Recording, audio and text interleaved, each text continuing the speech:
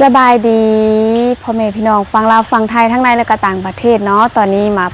อยู่กับครูอแล้วก็เพื่อนของครูอเนาะเป็นคุณครูสอนนำกันตั้งแต่อยู่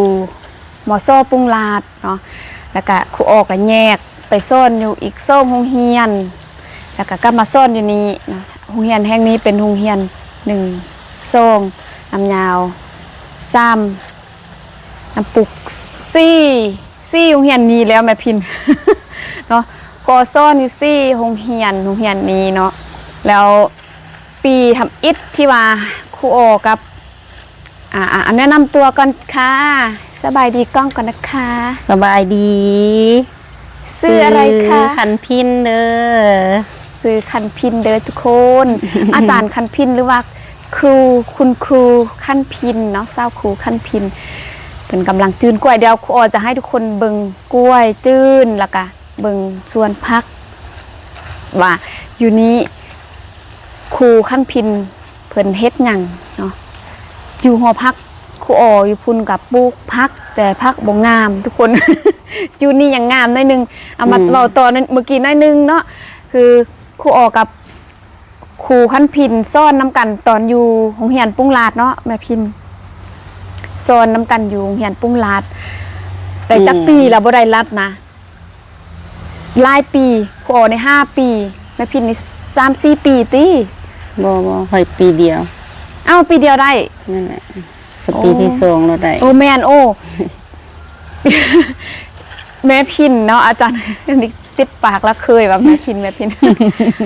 อาจารย์คันพินเนาะหรือว่าครูคันพินนี้เขามาปีเดียวกันแต่ว่าเพื่อนทันสอบได้บรรจุเนาะบรรจุก่อนครูอสอบเธอได้ก็บ่ได้ทุกคน4 ปี5 ปีแล้วจึงจนย้ายโรงเรียนเนาะย้ายโรงเรียนก็ได้ปุ๊บเนาะได้ 95% ของก็ย้ายโรงเรียนปั๊บเลยแล้วก็ได้รัฐกรแล้วขอย้ายโรงเรียนแล้วก็ย้ายมากว่าจะฮอดห้วยทรายเนาะอาจารย์คันพินครูคันพินก้อนจะได้ย้ายมาซ่อนอยู่ในเมืองเนาะอยู่ในเมืองนี่ก็บ่แม่นง่ายเนาะต้องสู้ซนหลายปี สู้ซนหลายปีเติมก่อนสิได้ย้ายมาซ่อนอยู่พี่โอ้สมัยเป็นสาว สมัยเป็นสาวหน่อยทุกคนเฮียนซ่อนนักเฮียนอยู่เฮียนปุงลาดนี่ม่วนนักเฮียนก็หลายสมัยตะกี้นักเฮียนบ่ออกหลายคือเดี๋ยวนี้นักเฮียนจำนวนนักเฮียนก็ลดลงเนาะชีวิตการเป็นอยู่ในเมืองเดี๋ยวนี้มาอยู่นี่ดินบนมีดินหล่นได้อยู่ในเมืองเนาะแปลว่าเฮ็ดอันใดก็ได้ค่ายเนาะรอดคุณ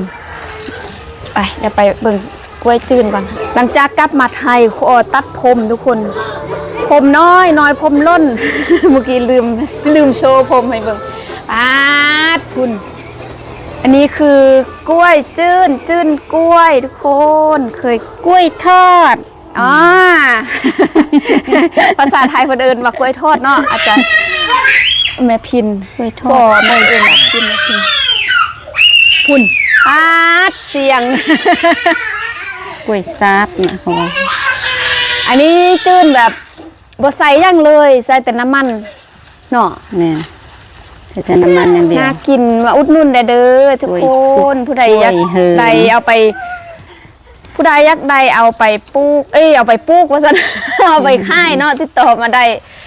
หับจืนแบบหับจืนคายส่งสุพรรณซ่าสบายดีเลยลูกสวัสดีค่ะสวัสดีค่ะเฮียนห้องย่างแล้วเฮียนสุพรรณซ่าเฮียนห้องป.3แล้วเฮียนพร้อมลิงเนาะสุพรรณซ่ากะแต่ว่าเป็นรุ่นน้องลิงอยู่บ้านนอกพุ่น สุพรรณซ่าได้มาเฮียนในเมืองสุพรรณซ่าอยู่ห้องป.3แล้วเด้อ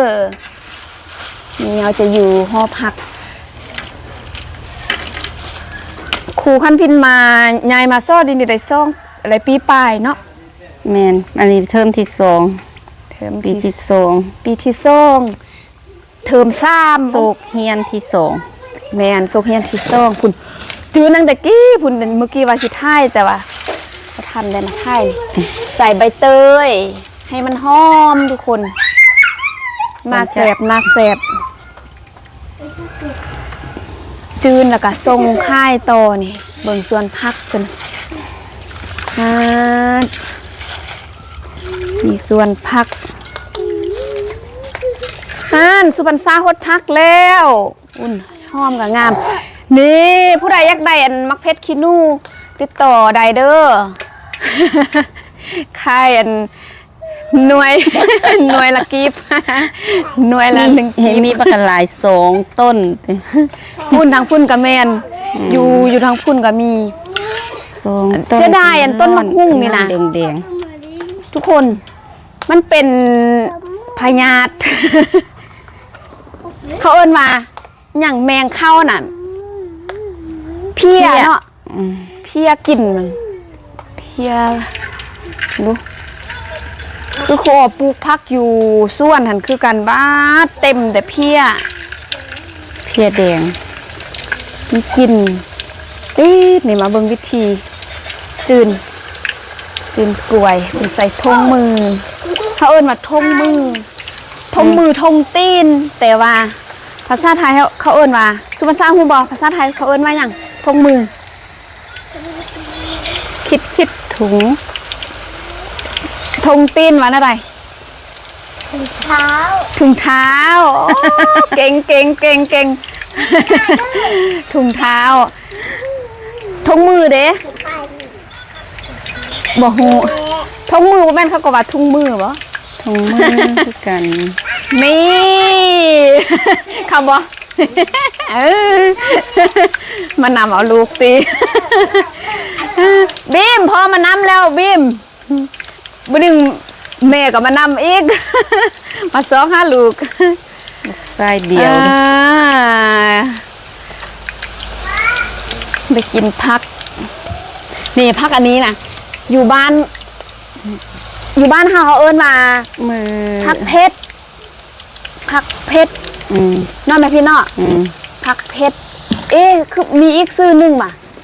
ผักหาดหืน พักหาทื่นลืมซื้อครูออมักที่สุดพักอันนี้นะทุกคนเฮ็ดซุปพักเอามาใส่ซุปพักทุกคน ใส่ซุป ผั พั ก ก ออดลามกระแซ่บ ใส่อ้อลามใส่ซุปพักแล้วก็ถ้าซุปพักนี้มีพักอันนี้เดใส่แล้วก็ยอดมักเพชรเนาะยอดมักเพชรชนิดใดก็ได้เนาะยอดถ้าเป็นยอดงามๆมันนะเอาใส่ซุปพักกับข่าหัวข่าเนาะเห็นนั้นเขาลงมันเขาฮิตกันนะคนไทยเขาฮิตกันเฮ็ดอันซุปพักขนาดแม่พินบ่เห็นเขาอันใส่อันหัวข่าเนาะส่วนลายมันบ่ใส่หัวข่าอันเห็นเขาใส่มีมักงานะมักงานี่ใส่ก็ได้บ่แม่นใส่ก็ได้ใส่หั่นแหละมันจึงแซ่บเนาะใส่มักงา ปลาแดก ใส่อันปลาแดกใส่ผักหัดหึ่นนี้หรือว่าผักเพชรแล้วก็ยอดมักเพชรแล้วก็หัวข่าหรือว่ายอดมันก็ได้แต่หัวข่านั่นจะแซ่บแล้วเฮาใส่ยอดมันอีกก็ได้มันจะมีความเผ็ดน้อยๆแซ่บสุดเห็นเขาใส่มักถั่วดิ้นภาษาไทยเขาเอิ้นว่ามักหยังฮู้แหละภาษาลาวเขาเอิ้นว่ามักถั่วดิ้นนี้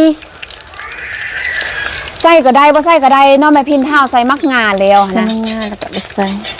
ที่จริงนะเขาใส่มักงานี่มันจะแซ่บกว่าใส่ถั่วดิ้นเนาะ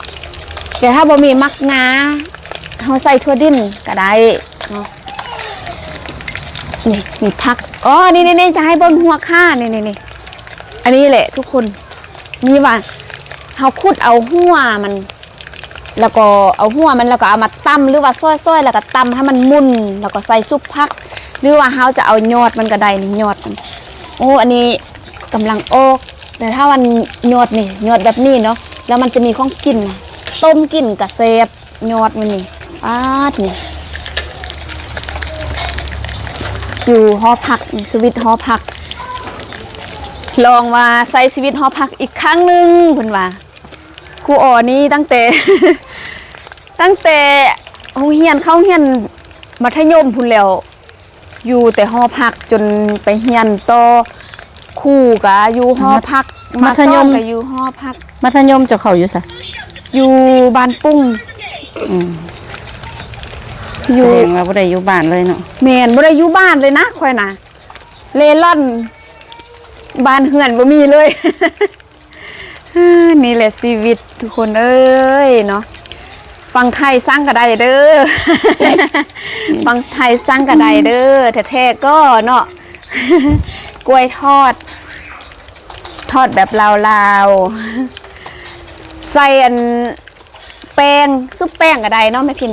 ได้ ซุปแป้งแล้วก็ทอดแล้วก็ใส่เนยน้ำตาล ได้ แซ่บอันนี้ก็แซ่บคือกันนี่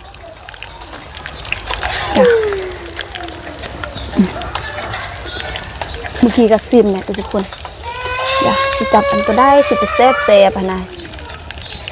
อันตัวได้มันจะมีอันนี้ซุปเดเขาเอิ้นว่าเฮิมเนาะแม่พิน กล้วย กล้วย เฮิ เฮิม กล้วยหาม แซ่บฟังลาวฟังไทยยักใดไปค่ายต่อสั่งใดเด้อมีโรงเรียนหอพักครูขั้นพินจะอยู่ล่างโรงเรียนอยู่ตึกสันซ่องมีโรงเรียนซ่องสันโรงเรียนที่ได้รับทุนเสื้อเรือที่ได้รับทุนสร้างเนาะจากฝั่งไทยแต่ว่าก รอบ ทุนทุกอย่างแปลว่าให้นักเรียนอยู่กินนี่มันทุนรัฐบาลเมื่อก่อนนี้ได้ยินทางครูเขาเล่าให้ฟังว่า เมื่อก่อนนี้พี่น้องชาวไทยเข้ามาช่วยโรงเรียนนี่ไล่เข้ามาตลอดว่าสั่นเอาทุกคน นั่งไปเบิ่งนอกมั้ย นี่แหละครูเอาให้ทุกคนได้ชมชีวิตของครูสาวลาวที่อยู่หอพักนั้นครูปลูกอันต้นมักนัด บ่ตายเซ้ยยังอยู่ ดื่ม สับปะรด สับปะรด เพิ่นยังหัวสับปะรด ทุกคนเนอะ สับปะรด อันนี้ดูแม่พิน มะละกอ มะละกอ มะละกอมักรุ่งมักหุงภาษาลาวเขาเอิ้นว่ามักหุงภาษาไทยเอิ้นว่ามะละกอสุพรรณซ่านี่เว้าภาษาไทยเก่ง ถ้าได้ไปเข้าเรียนอยู่ประเทศไทยนี่แห้งจะคือสิแห้งจะเว้าเก่งเลย อายกันเด้ แม่น้อยๆยัง เงินหาแต่ว่าไปแท้อาย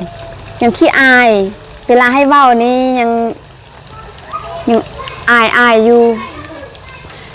คือว่าแหละแบบเขาบ่ค่อยกล้าแสดงออกนะอยู่พีนะเนาะแม่พินสุดท้ายมันบ่กล้าแสดงออกว่าเบิ่งกันเจนกับพิมพ์แม่ฝึกแท้ฝึกบานให้เว้าแล้วก็ยังได้ก็ว่าอายเดี๋ยวนี้ก็เริ่มดีขึ้นละลิงก็คือกัน ส่วนหลายนี้ยังอายนางเฮียนยังอาย ถามตอบวิทยาศาสตร์มื้อวานนี้หั่นดูมีผู้ใดตอบเอาอันขนมเอาของควร เสียดายเนาะทุกคนครูออจะต้องจบคลิปไว้สำนี้ก่อนพบกันคลิปหน้าเด้อสำหรับคลิปนี้ครูออฝากทุกคนเป็นกำลังใจครูออด้วยการกดติดตามชมโฆษณาให้จบเนาะขอบคุณขอบใจที่รับชมขอต้องกล่าวคำว่าสบายดี